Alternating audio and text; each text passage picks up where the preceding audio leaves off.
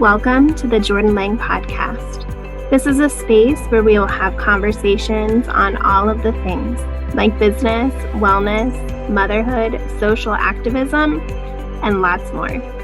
Come prepared with an openness to learn, grow, and expand yourself just a little bit further with each topic we discuss. Thank you for joining us today. Let's get started.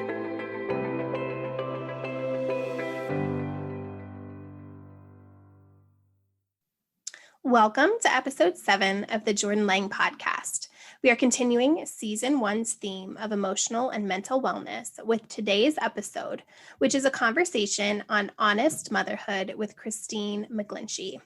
Kristine McGlinchey-Yap is an author, conscious communicator, and intuitive guide. With over a decade of experience in corporate communications, she has transitioned her leadership skills into providing women with guidance to trust themselves in business and in motherhood so that they can lead purposeful lives. Kristine's intuitive readings, branding sessions, and mentorship programs guide women to their path and purpose through spirituality, strategy, and energetic healings. Kristine's free community, Mamas, is dedicated to intentional motherhood, and through vulnerability and mindset, she encourages women to tune into their intuition so that they can feel confident, empowered, and make choices that align with their mind, body, and spirit. Her first book, Mantras for Mindful Moms, is available now on Amazon. Let's get started with our conversation on honest motherhood. All right, everyone, welcome back to the Jordan Lang Podcast. I'm so excited to share in this conversation with you today. I am with Kristine. So Kristine, please share a little bit about yourself. Yeah, so I am a specialist in conscious communications. I work with women really on their brand vision and their messaging. I also really help women trust themselves, whether it's in business or in motherhood. I have a dedicated community to mindful motherhood called Mamas. And in that space, we have a free community where we have conversations, we have our podcast, and really it's about remembering our strength and our power as women, and really coming together to have our womanhood and our motherhood coexist in harmony. Awesome. So excited to have this conversation with you, Kristine. I was sharing with Kristine before we started recording that looking back at the season, the one piece that I was missing was motherhood and mental health, which is a big thing for me. Yeah, I know it's something you're very aware of and you speak out on and everything. So excited to just be able to share this conversation and share it with others who really need to hear this message, I think. So, absolutely. Yes. Awesome. So what has your motherhood journey looked like up to this point? So my daughter's currently 2, and really it was like a roller coaster. I think for everyone, I think every woman goes through their own awakening, their own transformation, but it changes you. Like there's no if, ands, or buts around it. It really like splits you open as a person. Even during pregnancy, you're creating that space. You're starting to see that transformation, not only within your body, but about you as a person. What are your priorities? What are your boundaries? Like, what are all the things that you are kind of like calling in as you prepare to give birth to a child? And so for me, that was like preparation. Like as soon as I found out I was pregnant, I intended to leave my corporate job. I was working 15 to 16-hour days. I was traveling constantly, and I knew that just wasn't going to be sustainable to the lifestyle that I wanted to have as a mother, as a present and conscious mother. Yeah. So I made steps to start my business. I launched my community all while I was pregnant. On maternity leave, I was like hustling, taking side gigs just to kind of start like building that momentum. And as soon as my maternity leave was up, I left my job, and I was like 2 weeks postpartum, like taking conference calls and like launching my business. So there's a lot that happens during that time. Not only are we like the most vulnerable, but it's a lot of mindset work. I think it's a lot of things. Like you said, it's the mental health aspect of it, because we're so caught up in the excitement of preparing for our baby, but we're not really like taking care of our mental health or stability, like looking at what that looks like what is the emotional or psychological impact of birthing a child and becoming this whole person. Because I remember experiencing like so many phases of loss and Mhm. isolation and just grief. Like you really do grieve who you used to be. It's a very natural part of the process. When you're in it, it's super uncomfortable, but like coming through it, you're like, oh, okay. Mhm. I think motherhood is really allowing the full spectrum of emotions and really like feeling them and not like bypassing them at Mhm. any level or stage. Yeah. Ah, I totally resonate, especially with that last bit. I feel like, I mean, I've been a mom almost 13 years, which is wild to think about. But I feel like I did bypass a lot of those feelings, a lot of those emotions. I got pregnant at 22. And so I there is that grieving that I'm still processing, still trying to work through because I mean, I lost my 20s, and I don't mean that I wouldn't change it for the world. I know that, that's a whole different conversation on the things that I've learned, especially in the Mhm. last 2 to 3 years. But Yeah. I really do grieve that I didn't have those life lesson experiences without children in my Yeah. 20s. I had to grow up very, very quickly, and I bypassed a lot of those emotions to where now they're coming up and I'm able to work through them and learn and grow. And, you know, I know everything happens exactly as it's meant to. And I've just been able to connect with so many incredible women who are on the same journey and who are teaching me so much, Mhm. about the process and giving me that permission to grieve, Yeah. to be like, this sucked, Yeah. Mhm. Um, but yeah, so I love that you shared that about motherhood, not bypassing those emotions and feeling them fully, and that it's okay to do that. It's good to Absolutely. do that. Oh, it's necessary to do that because then that's how the trauma continues to get passed down. And there's just so many different like layers and levels of that. So when you can really like accept, where you are and say, it's okay to feel this way. I think a lot of women, a lot of mothers don't think it's okay to feel a certain way. Like you have to show up as the perfect mom. And, there's Mm, just so much pressure from our families and from society, and so much pressure that we put on ourselves. And the mom guilt is real. The guilt and the shame is real, but we have to realize like we're people before we're moms, like we're mm, both, and both can coexist equally. They don't have to be separate or better than or less than. yeah. So yeah, that's a really important reminder that I know, a lot of women in the community have been really like struggling with right now. And I don't know if it's just a theme because of like COVID was shifting everybody's priority and kind of like awakened us to different things, being home with kids more, really struggling to find that balance and that identity. I think a lot of people are like transforming and like changing um really their roles, and people are like more self-aware now. Yeah. So it can be hard for women to really step into that because, like you said, it takes a lot of permission. Like women have been, suppressed and oppressed throughout the ages. We're taught not to trust ourselves. So it's really hard for women to like lean into that space without having someone else's permission to do so. Mm, yeah, absolutely. I love Mm. that. So good. So good.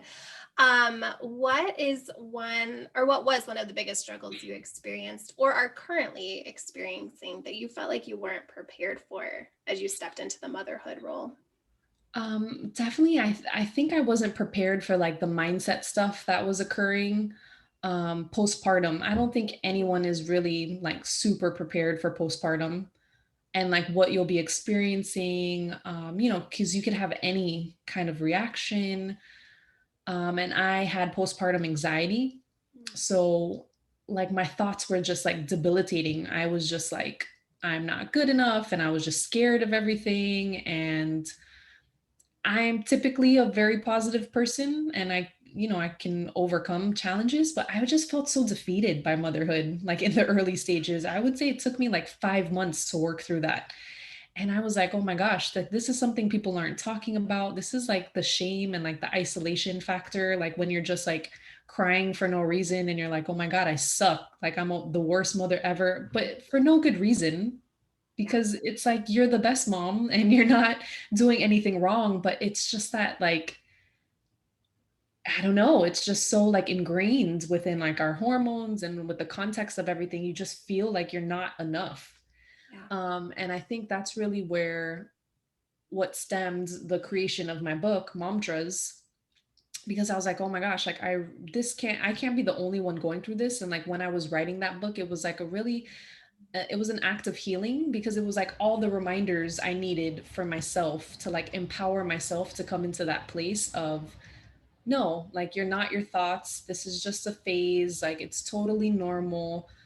All women have these thoughts. I mean, it's a lot of responsibility, like caring for and having a child. And when we think about all of the pressure that it's ingrained in us, it's like totally natural to have that reaction that you're not good enough, because like you're already thinking that you're failing, first of all, because no one's telling you you're doing a good job. So it's like, um, but yeah, it was really the mindset stuff that really threw me for a loop. I was like, oh, wow, like I haven't experienced this in a really long time. I did battle depression like in my earlier teens and in my 20s. But things that you think that you work through and overcome suddenly rise to the surface Yeah. over again.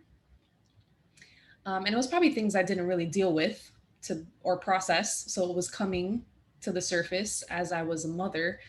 um, but yeah, the mindset stuff is just so, so important, especially in motherhood, just reminding ourselves how powerful and capable we are Mm, as women. yes, absolutely. And I do think too, having a good support system is so vital for moms, especially now, because I was talking to my husband the other day. I was just feeling overwhelmed and stressed. My girls had just finished virtual schooling. They've been doing virtual school for a year with COVID. And then I have my 4-year-old and working and, doing all the things. And I was just saying to him, like, it is impossible to be a mom in the times that we're living, Mm-hmm. because there's so many expectations put on us, so many like people judging, which is just Mm-hmm. bullshit, because it's like, are you judging me because it's something I'm doing? Are you projecting your insecurities on me? Like, you know what Right. I mean? To where Totally. it feels impossible to be a mom. Yeah. And I feel like that at so many different stages. Like I felt that as a new mom. I feel that now as a mom of an almost teenager. Like this is impossible to Yeah. do all of the things at all the different stages. So I just, that mindset piece is so important all throughout this journey of motherhood. So Yeah. starting that even in the pregnancy stage, even in the pre-pregnancy, like if you're thinking about having a baby, like this Yeah. is so important to start now when doing, Yes. so that it's just a part of your everyday life as you move through motherhood, each of the different stages and seasons. Yeah, absolutely. Because throughout each one, like you said, I mean, I'm only on like the toddler phase now, but things come up all the time. I'm like, oh my gosh, as your child is growing, like you're growing alongside them. Mm, So there's just always these lessons and these shifts, which is, the beautiful part of motherhood. It allows us to see and have that reflection. But, it can be hard if you're not the type of person who leans into it. You're like, you don't want to experience that discomfort. yeah. But it really is a natural process of like self-awareness and self-discovery that we continue to take. Mm, And yeah. I think if more women were aware of that, and like, um, like if we held each other's hands and said, it's okay, like you're supposed to be uncomfortable, like it's a part of it. But I think people just automatically think like, oh no, there's something wrong with me. Like, why is my child behaving like this? We're so hard on ourselves. Mm, yeah. Yeah. Do you find that with your, because you have a mom support group and all of that, do you feel like that is a good bit of what comes up in the group. It's just moms saying, am I doing this wrong? Like, what's wrong with me or Yeah. whatever. And then moms, I feel like moms being able to come in and say like, you are normal. Like, this is okay. Right. Like, let's normalize Yes. motherhood being hard and it being okay that it's hard. Right. Right. Like, You know what? I'm in the early phases. I just launched this community about a month ago. mm, We have over like 30 members. But you know what I'm finding? It's a process, like getting people to share, their stories. I oh, think there's still like fear of like judgment, like, oh, am I gonna say this? And like, are people gonna think I'm a bad person? Um, so it's not like cultivating that, but people will private message me or email me, but they don't want to share in like a big group because, of the judgment piece. But I think, like you said, we just have to normalize it. It's not like that movie scenario where it's like, oh, the mom is like perfectly done up and like everything is perfect and you have the helpers and all. Life is messy.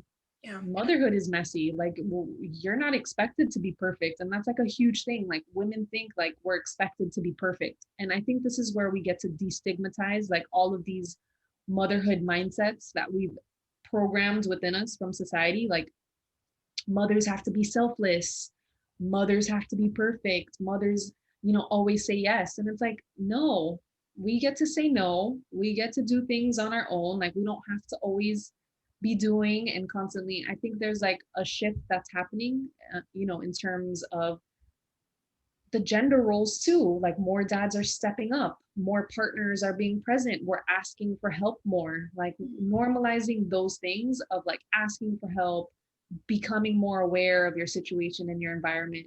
Like, really setting those boundaries and priorities are like really what's needed to be a quote unquote successful mom. It's not saying yes all the time, it's not showing up to be perfect, because then that sets an impossible standard for our children also to obtain. Like, there's a ton of studies on the psychological effects of like perfection on children, because it sets an unfair standard for them, and they'll never feel like they're good enough because their parents are so perfect. So we have to show, all of the levels of the human experience. It's important. It's what's needed for our children to become, emotionally intelligent and strong and capable, for themselves and to raise their own children one day. So I think if we have more of these conversations where we're like, okay, like today sucked as a mom, my child was being an asshole. Like, sometimes, yeah, that happens, Yes. that doesn't make me a bad person. It's like your child is going through their individual journey and you're going through yours. And it's like, how do you find that balance of having it coexist, you know? Yeah.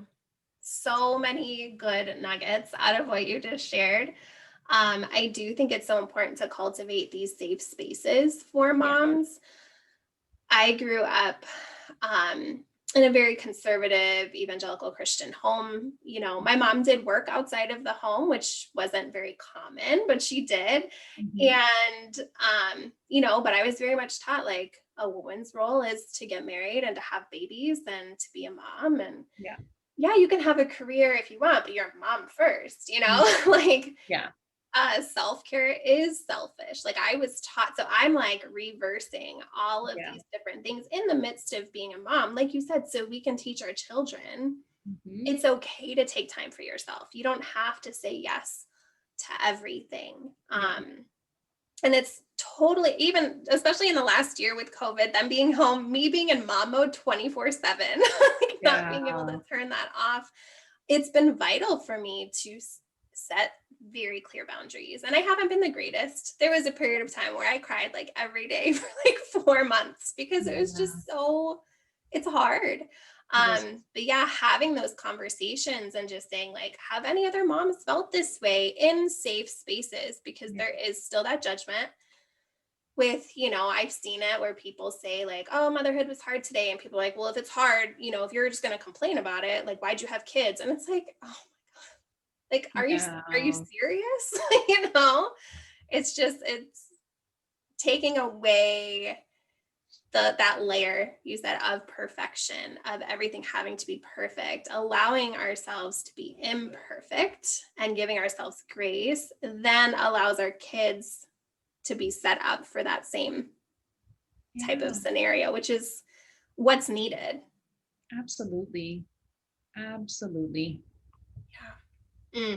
So how do you regularly show up to support your mental health and show up for yourself as a mom?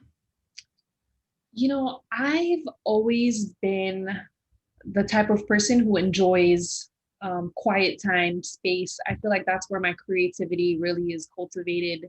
And so with motherhood, it's hard to find those pockets of quiet time. But I'm really intentional about my planning and just really carving out because I know, um, and I'm going to be actually teaching a workshop on this because I feel like so many women have had challenges and have expressed this, and I've went through it too, but really establishing that boundary of what's negotiable and non-negotiable to you. Like, what are the things that you really need as an individual to really fill you up and to feel supported and to feel your best, and having those conversations and making sure that you're getting that. Because again, this goes into mental health. If I was realizing that I wasn't prioritizing my alone time, even if it's like 15 minutes of solid quiet time where I can just journal or like think uninterrupted, it was having a huge effect on me. Like if I was like I was forcing myself because of mom guilt to just constantly be around the baby. Oh no, I'm the mom. Like I need to be with my baby. Like if I'm not with my baby, Mm, and it was having a huge impact on my mental health because I was just depleted. I was burnt out. I was tired. I was resentful, you mm, know, and I had no one to blame but myself because everyone was giving me that space. I wasn't taking it yeah. because I felt guilty, quote unquote, Mm, right? What happens is I become cranky, I become moody, I'm resentful, and now I'm carrying that onto my partner. I'm carrying the energy of that onto my baby, and I'm not serving any of us in yeah. alignment because I'm not doing what feels aligned to me. So I'm treating everyone else out of alignment. We have to realize that as women and as mothers, we set the standard, we set the bar, and our energy impacts everyone around us. Mm, So when we're not getting what we need to feel good, valued, and supported, that translates into everyone. That translates into the whole family dynamic. So now dad is cranky, the baby's cranky, we're all yelling at each other, we're all miserable, none of us want to be in the room together. And all because mom wouldn't take 15 minutes to go to the room and journal. And it's ridiculous because we could avoid these things if we just are honest with ourselves. And that's another thing. Like we lie to ourselves and we say, oh, I don't need a spa day and I don't need to do that because I need to be here with my kid. We need to stop lying to ourselves. So I've learned to stop lying. I've learned to tell myself, if mom doesn't feel like it today, then mom doesn't feel like it today. And I tell my partner and my husband, if you don't feel like it today, you let me know. Like we all have to be our authentic selves. And yes, there's going to be times where you have no choice, right? Like you don't have the support, you can't make it work. But you're flexible and you're compassionate with yourself, and if I can't get my quiet time today, I'm going to get it tomorrow. It's making that space and being super intentional of planning with your time and just being honest with yourself and just saying like, look, this is what I need. Maybe some moms need to run, maybe it's a movement, maybe it's an exercise, maybe for your mental health you need to have a coffee date, you need to talk to someone, you need to go to a therapist. But I think it's like that level of awareness that we really start needing to be more intentional in, and having those conversations with our partners because we're often so scared to ask for what we need, mm, right? But we wouldn't hesitate if that was our partner to give them a week off if they wanted to. mm, yeah. We would make it work for someone else. We need to start making it work for us. And that's really where it begins. Mhm, So, yeah, mm, just being yeah. super intentional and being honest with what you need and asking for it. Yeah. Yeah. I was taught growing up that if I have to ask for help, I don't need their help, which is it's Yeah. such a toxic Yeah. mindset, right? So, Mhm. um, I have been trying to prioritize asking for help. And my husband, he has autism, so he doesn't really recognize, like body language or those unspoken things. So if I don't say, hey, I need help with X, Y, and Z, he's not going to pick up on it. He just won't know. Mhm. But he said, if you need help, just ask me and I'll do it. It's that, releasing ego Mhm. and acknowledging that, hey, if I ask for help, he's already said he'll help me. I can ask for help. I just, like Mhm. you said, you were the one holding yourself back, right? You had the Mhm. help, you had the space, you just weren't taking it. Yeah. So being able to do that and ask for help. And then, it could be baby steps with Yeah. taking the 15 minutes, start with taking 15 minutes, then take 30, then an hour, then Mhm. whatever that might be. I was speaking with my friend Lauren Barber the other day about that too, where I said, when mom's not happy, when I'm in a bad mood, everyone's in a bad mood. Yeah. So Mhm. prioritizing that time alone or that time doing those things that light us up, that fill us back up, it's Mhm.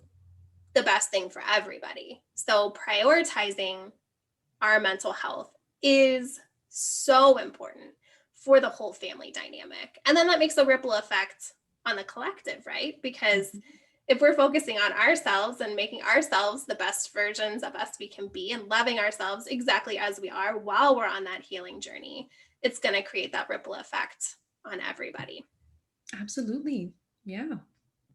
And it teaches our children, it sets an example that, you get to be honest and like speak up too about your feelings and what you need. It opens that dialogue and it really makes everyone feel supported and heard and seen, like you don't feel scared to have to ask for something because you're afraid of rejection or, the fear aspect of it Mm, is a huge thing too. absolutely. Absolutely. So, Kristine, if you could give some advice to someone listening in right now who may be struggling, feeling like they're just failing as a mom, what would you say to them? I would tell this woman just to remember that, she's capable of so much more than she gives herself credit for. Mm, And she's already doing an amazing job. Like when you think you're failing, it's actually a key indicator that you're actually doing something really great and amazing. That's just that ego aspect of it that's trying to like weigh you down. But I always tell people like fear is like an indication of like that next level. It just means that you care and you're so full of love that you just want to do so much better, but that already means that you're doing an amazing job. mm, So, that is just confirmation. That fear of failure or that feeling of failure is a confirmation that you are on the right path, that you're doing everything that you can, and that you're so strong and so capable of so much more than you give yourself credit for. And it's just to remind yourself of that. mm, beautiful. Love that. Thank you so much, Kristine, for this conversation and Ooh. opening up. Hopefully, this conversation is the start of an even bigger conversation or an even, Yeah.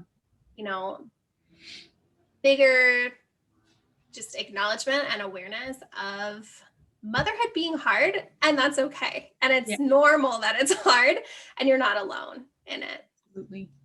Absolutely. Kristine, how can listeners connect with you, learn more about your book, your community, and just how they can work with you? Absolutely. So you could visit my website, ommamas.com, or find me on Instagram at ommamas, OMMOMMAS. Awesome. Thank you so much, Kristine. Thank you. Another massive thank you to Kristine for this important conversation on honest motherhood. Make sure to check out the corresponding blog post on the website, www.jordanlangco.com/blog, and connect with us on our Instagram account at the Jordan Lang Podcast to continue the conversation. If you're finding value in these conversations, please rate and review on iTunes, as well as download, subscribe, and follow on whichever platform you choose to listen. Thank you for your love and support of the Jordan Lang Podcast. Sending you all lots of love.